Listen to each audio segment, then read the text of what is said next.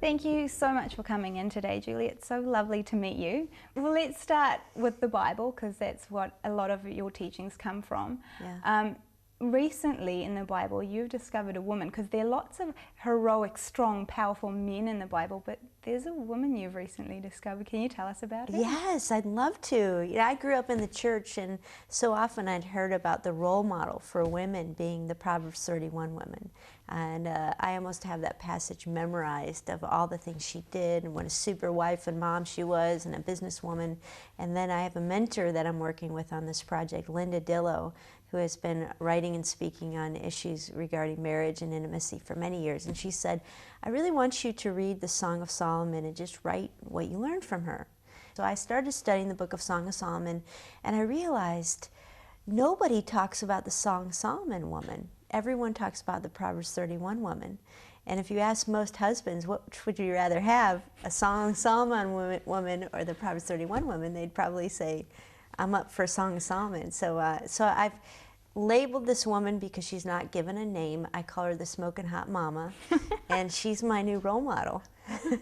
How do you read it without blushing and without, oh my goodness. I didn't say I didn't blush. No, sometimes I do blush, but I think what we see from her is she really enjoys the gift that God has given her of sexuality, and she thinks about her husband erotically. She talks to him that way. They enjoy their passion. They have unbridled passion. But what we also see is that she's so discreet. And this is what makes sex, from the Bible's perspective, so special, because it's supposed to be unbridled between a husband and wife, but so sacred at the same time. And Solomon wrote a lot in the book of Proverbs about women who are very sensual and brazen with their sexuality, but weren't discreet. And they cause great destruction. They cause marriages and families to fail. They bring pain on themselves. But the Smokin' Hot Mama and the Song of Solomon gives us this picture of a woman who is all that God intended her to be in her marriage, who is pursuing intimacy with her husband, but is also a woman of discretion. Why is it so important in our relationships that we relate this way? Because God designed it that way. Sexual relations within marriage makes the marriage relationship different from every other relationship. I was just teaching some of the stuff that we're working on to a group of women in the United States. And this one woman asked the question, I don't know what the big difference or the big deal with sexual intimacy is in marriage. I mean, I feel just as close to my husband when we're watching a beautiful sunset, when we're having fun together. And I said to her, I want you to imagine that you and your husband never kissed, never hugged, never had sex. Would the sunset be different? And she said, well, yeah, I've never thought about it that way. And what God does through sexual intimacy is He bonds a husband and wife together in such a unique way. It's so precious and so intimate that God says throughout His Word that this is the kind of relationship that I want to have with my people, that intimate. And so there's something unique about sexual intimacy when it is within the context of marriage. It bonds them together chemically, it bonds them together emotionally and spiritually in a way that no other relationship shares. If God created us to be together, why is it so difficult?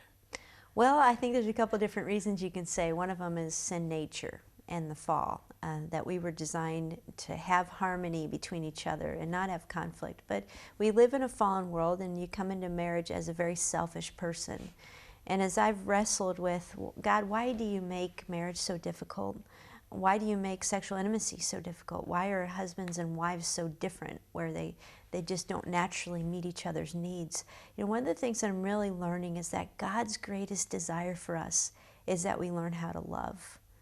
And God says, as Christian wives, don't give up on love when it's uncomfortable. That's actually where you learn how to love, like Jesus calls us to love.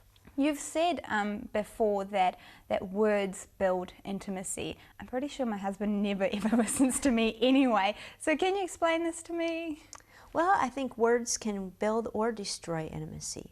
Proverbs 14:1 says that the wise woman builds her house, but with her own hands the foolish one tears hers down. And the question is, are you building or tearing down? And a lot of that reflects our words. So when I go home and see my husband, are my words why didn't you clean this? And how come you didn't take care of this? And that again, we have a late bill. Those are words that are critical to my husband. Or I can choose to go home and use words that say, I missed you, I love you so much, it's so good to see you, thank you so much for doing this, do you know what a blessing that you are in my life? And every day, women, without realizing it, choose words that are either building or tearing down. And God says, use your words to build, use them to encourage. Are there times where you have conflict, where you have to speak hard truths? Absolutely. But even in conflict, hard truth can build character. What really gets a man's attention is when you are intentionally building him up. He knows that you're on his team. Like Proverbs 31 says, the heart of her husband trusts her.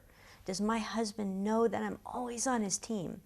And then there's a time and a place when he knows I'm always on his team, when we have one conversation about something that I'm concerned about something that I'd like him to pay attention to. He'll listen to that because I've earned the right to speak that truth. And when a woman just nags and nags and nags, not only is it not effective in changing him, it actually drives him away. It takes away the power from her words. And the Lord just has shown me that I will not stand before him and give account for what my husband did and what kind of man he was. But I will stand before him and give account for the kind of wife that I am. And I've got to keep my eyes on my own paper. I'm responsible for how I use my power, and the Lord is responsible between him and my husband with what he does with his power. We're fortunate because we have God in our lives. We still struggle though. How do you do it without God? I don't know. I really don't know. And we see a world struggling. You know, Proverbs says, don't trust in your own wisdom and your own understanding. You know, in all your ways, seek the Lord intimately, know him, and he'll direct your paths.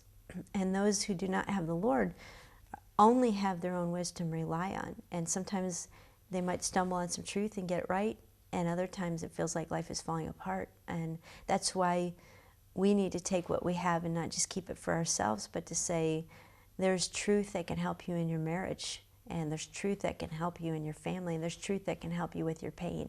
And the Bible isn't the backup, it's the forefront, it's the place that we start looking for truth. I think that's a great note to end it on, the Bible being the place for the truth. Thank you so much for coming in. I've learned so much, even just through doing some research. I've started to look at my husband in a different way. So thank you so much. I'm sure so many other people will be changed from what you've said. No, thanks for letting me share.